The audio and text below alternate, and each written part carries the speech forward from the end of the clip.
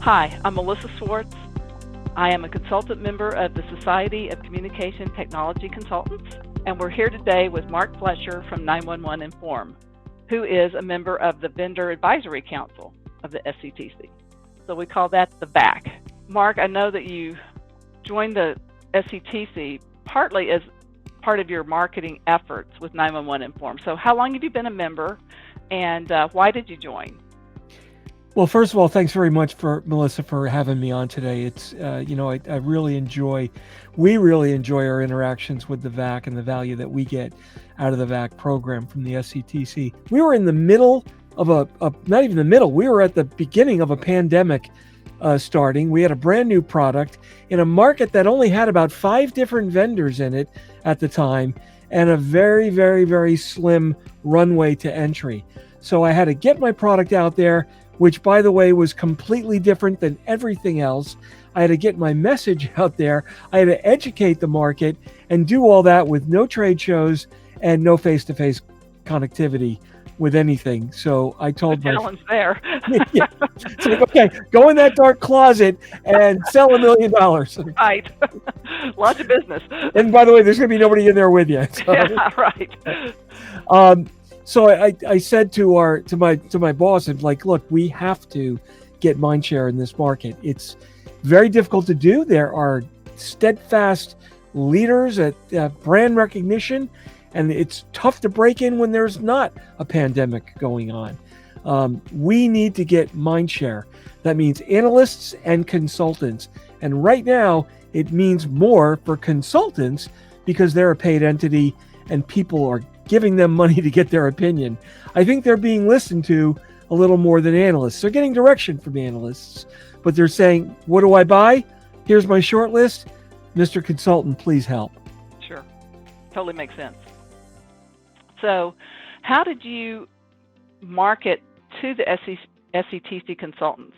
I mean, it was a definite part of your marketing strategy. So how did you go about that?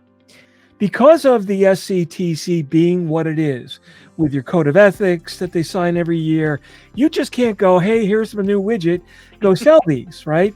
You know, it's only $9.95, and if you order before midnight, you'll get the second one free. That doesn't work with it. Doesn't. Yeah, but wait, there's more. That doesn't work with SCTC. That's very true. SCTC is like, you've got to convince me, and if I believe your product, I will tell my customers about it. Right. And you're not getting us quick and easy. Right. So fortunately, they were forming a 911 task force, and we went in to be a big part of that to help educate the consulting curriculum, if you will, in SCTC, and make sure everybody understood how it works, why it works, what next generation 911 was all about. And then just through slowly seeding in, well, we do it this way as opposed to this way. Oh yeah, I can see why you would do that now that I understand how the machine works. Right. So we taught the SCTC how 911 works. And now a year and a half later, 2 years later, I've got people coming back to me going, well, you know, it works this way because of this. And I'm like, wow, where did you learn that? Brilliant. I'm so impressed how so many people have just flourished overnight because you don't find a lot of, I can count the number of 911 experts on my hand. Well, it's technical, it's complex, so you can't just immediately become an expert. There's a lot to it. And when you get to become an expert, you get introduced to the next phase, like, oh my God, where did all that come from? Yeah, really. Everything changes, right? So with all of this interaction with SCTC consultants, have you seen any concrete results in terms of sales for 911 Inform? Yeah, 100%. So we've been brought in on RFPs. We've won RFPs. I've been brought to the table. And if I'm brought to the table, Melissa, my product it sells itself just based on what we do. So we convince the consultants. The customers can see, well, obviously there's some mind share here. So that we captured the thought leadership in the industry by doing that. And it is absolutely, there are deals that I'm going to say exceed $10-20 million. Wow. So that's a little more than your membership fee, to say the least. Yeah, we think so. So if you were going to talk to someone who was thinking about joining as a VAC member, what guidance would you offer someone that's considering membership? If you make a 911 product, don't bother. But no, I'm only kidding. Actually, I welcome the 911 vendors in.